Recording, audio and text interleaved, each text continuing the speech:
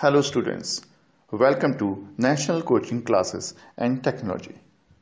As you know, I had explained you first lecture chapter 1 letter to go. So today I will explain you poem of a first chapter. The poem name is Dust of Snow. If you have missed that first lecture, you can see the link given in the description box. Let's start today the topic, which is Dust of Snow. So Dust of Snow summary is a short poem by Robert Frost throws light upon the unimaginable healing power of nature and tiny things. From a bad mood to ill health, there is nothing that cannot be cured by nature. The author was expressing one such bad day when a crow's movements near a hemlock tree dusted snow upon him. The snow instantly makes him happier. His day gets a lot better.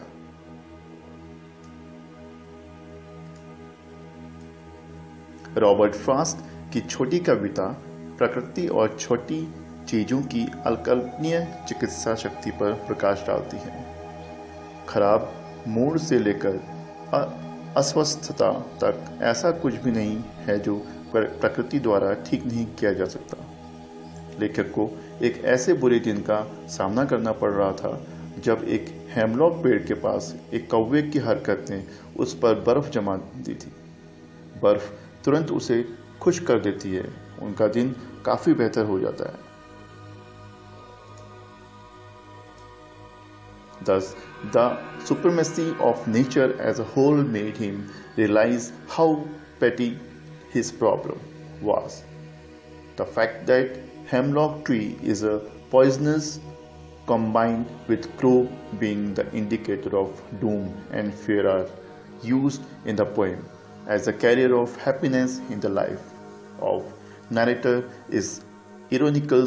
The poet through these objects has tried to highlight that sometimes creatures linked to negative aspects of life can be the bringer of change and happiness.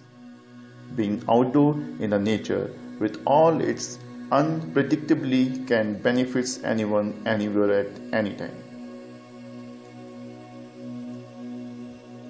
इस प्रकार प्रकृति की सर्वोच्चता ने उसे एहसास दिलाया कि उसकी समस्या कितनी शुद्ध है थी।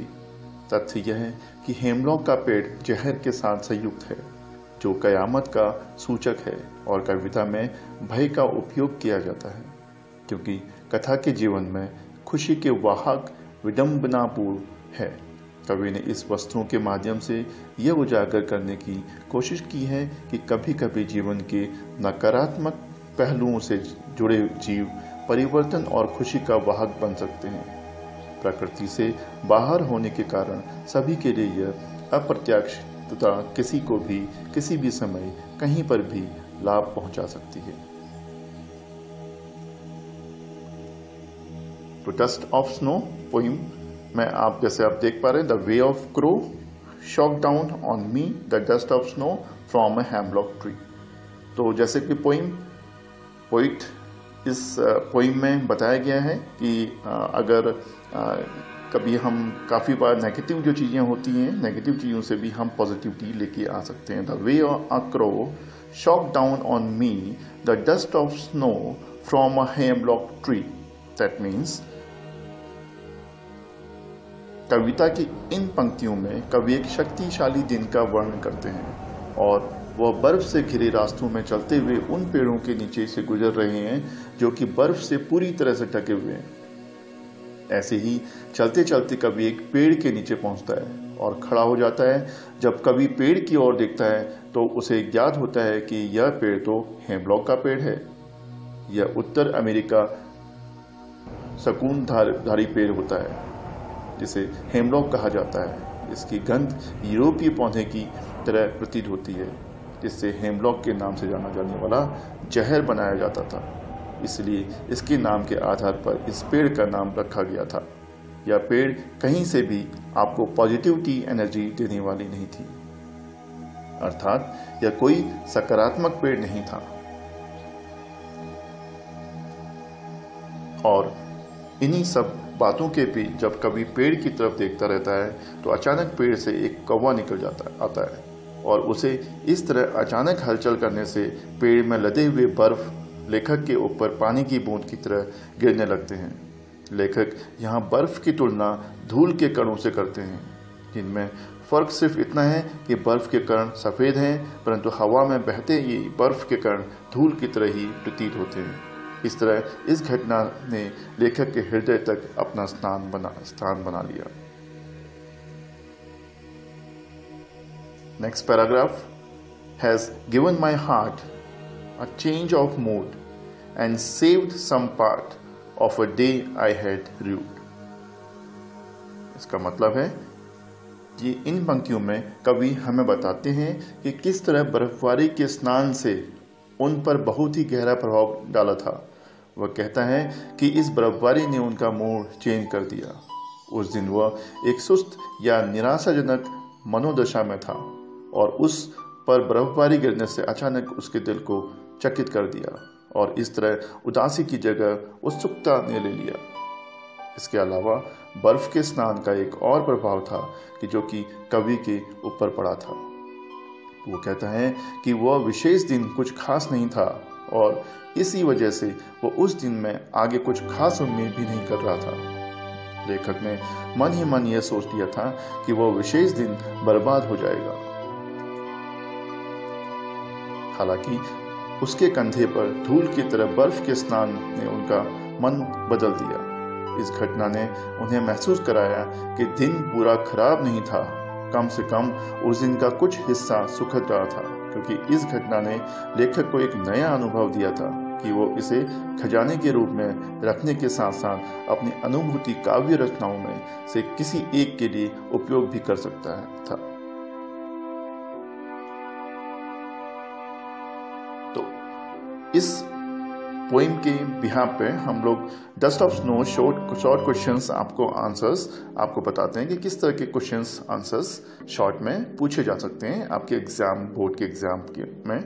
तो जैसे फर्स्ट क्वेश्चन आपको देख रहे हैं, what does the poet want to convey through the poem dust of snow, मतलब कि इसके थ्रू आप क्या कन्वे करना चाहता था जो पोइट था। Answer is, through this poem, poet Robert Frost wants to convey that the little things in life can make huge changes in our life. The simple things we do can make all the difference and brighten a person's day. Next question. And saved some part of a day I had rued explained. The poet was feeling depressed and hopeless, so he was not in a good mood. He was standing under a hemlock tree when suddenly a crow shocked dust of snow on him. This small and simple incident changed his state of mind. He realized the fact that he was wasting his time and decided to enjoy the remaining parts of the day. Third and the last question is, what differences do you find between Robert Frost and other nature poets? All other nature poets are known for describing the well-known beautiful things. They have described the nightingales, cuckoo, snow-covered mountain, etc. But Robert Frost had described a crow and a hemlock tree. Secondly, poets make selection from natural things. But Robert Frost feels that every object in nature is beautiful. So today the poem Dust of Snow, I hope कि आप लोगों को समझ में आया होगा ये explanation, और इस तरह के क्वेश्चंस बहुत सारे आप प्रिपरेशन कर सकते हैं। ठीक है, तो नेक्स्ट पार्ट में हम फिर दोबारा से आपसे मिलते हैं नेक्स्ट सेम चैप्टर 1 के सेकंड पोएम में fire and ice. So till then, bye, take care, thank you, have a nice day.